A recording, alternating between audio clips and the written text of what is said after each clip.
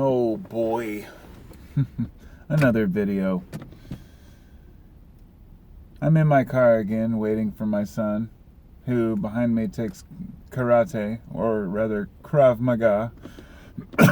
And I'm sitting out here in my car thinking about life in general. And over the past, few months, I've made several videos while I'm here. And I don't ever upload them. It's just kind of me getting thoughts out, I guess.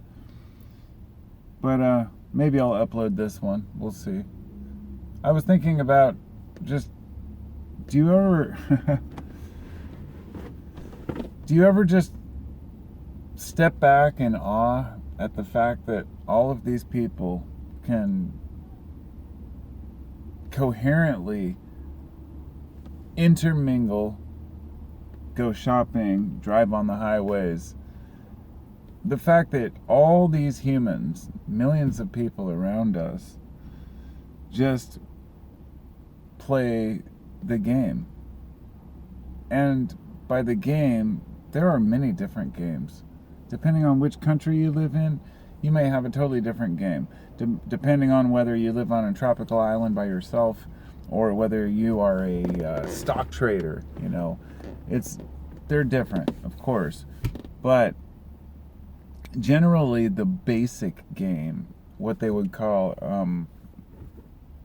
I guess the raw game, is the game of making it work, whatever you do. Because whether or not you are a stock trader in New York or a person in a tribe living on an island somewhere isolated, you both have to contend with a few basic life facts. One of those facts being that you're born and you will die. So there's the mortality thing that we have to all contend with. No matter how many stocks you trade, that's not going to be able to trade your life. You might be able to get a few more years with modern medicine, but that's not the point. So we're playing the life game, literally life game. We're also playing the game of status, and there are some people who play up their status and others who play down their status. There are people everywhere in between, people who have status and people who don't, but generally it's not a good or bad thing. It's very neutral. It just means, where do you stand in your society or your group? How do your peers look at you? Are you hated by everyone? Are you loved? Are you respected? Do you have a family that cares about you? Do you have a family that hates you? All these different aspects into, playing the game of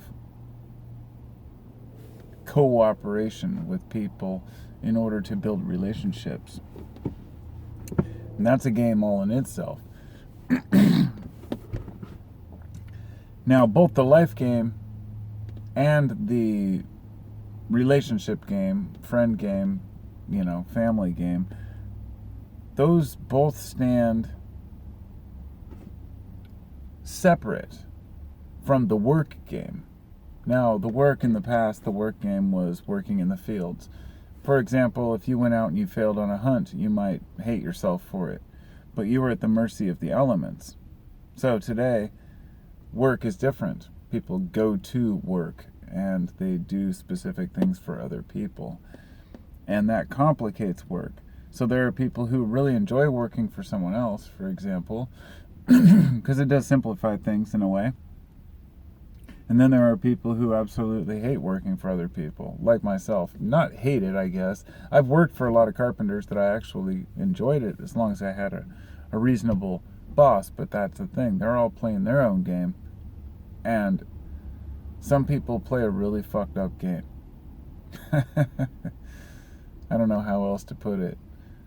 You see certain people, the more you intermingle with people in society, you realize that their game is so much different than yours. That we can smile, we can nod, we can interact, we can, have a good time together, shoot the shit, play some cards, whatever it might be. But in the end, we're much more different than often we want to admit. But at the same time, we're actually more similar than we give ourselves credit for. I know that sounds contradictory, but it's not. It's in the sense that as individuals, we are much more different than we realize. But as far as being divided on visual aspects like race or gender, we're not as different as people might think. There's much more to be said about an individual personality, and each one is very unique. We are more affected by our culture than anything. So that particular game, the friends and family game, is, I guess, also part of the living in a society game, if you will. So we have the life game, the friends game, and the status game. It's really a strange thing to be a human. Even when I sit in this parking lot and I look around at all the cars, I know it sounds weird, but at 47 years old, I still look around and I think, fuck, these things are crazy.